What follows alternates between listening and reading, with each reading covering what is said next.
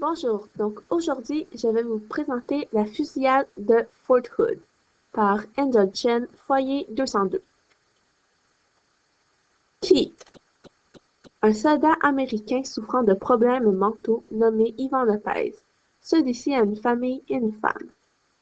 Les soldats de la base militaire et la police militaire. Quoi?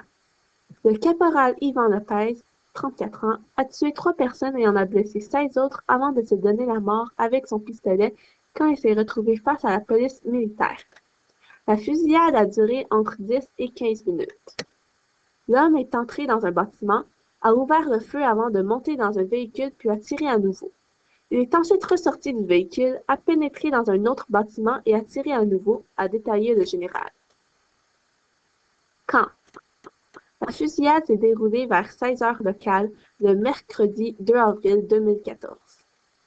Cette fusillade est en lien avec un autre événement du passé, car Fort Hood a déjà été le théâtre d'une fusillade meurtrière en 2009, qui avait fait 13 morts et plus de 30 blessés. Où?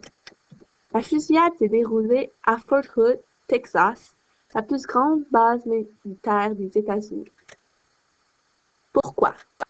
Les enquêteurs pensent que c'est la personnalité du tireur et ses problèmes de dépression et d'anxiété qui l'ont motivé à commettre cette tuerie. De plus, ce soldat souffrait déjà de problèmes mentaux. Mais comme le tireur est mort, il est possible que nous ne sachions jamais exactement pourquoi il a fait ce qu'il a fait, a déclaré Chris Gray, membre du CID, le service d'enquête criminelle de l'armée de terre. Conséquences. Il y a eu 3 morts et 16 blessés. Évidemment, cet événement rouvre des plaies de ce qui s'est passé à Fort Hood il y a 5 ans, a déclaré le président Barack Obama. Nous ne savons pas ce qui s'est passé ce soir, mais évidemment, ce sentiment de sécurité a été brisé une fois encore, ajouta-t-il.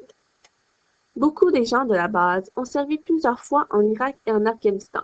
Quand ils sont chez eux, ils doivent pouvoir se sentir à l'abri, a poursuivi M. Obama. Bien.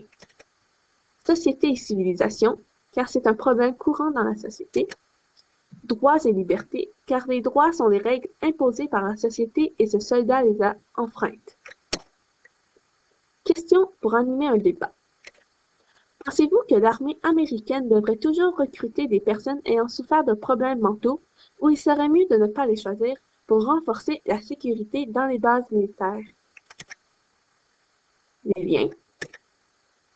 Et merci de m'avoir écouté.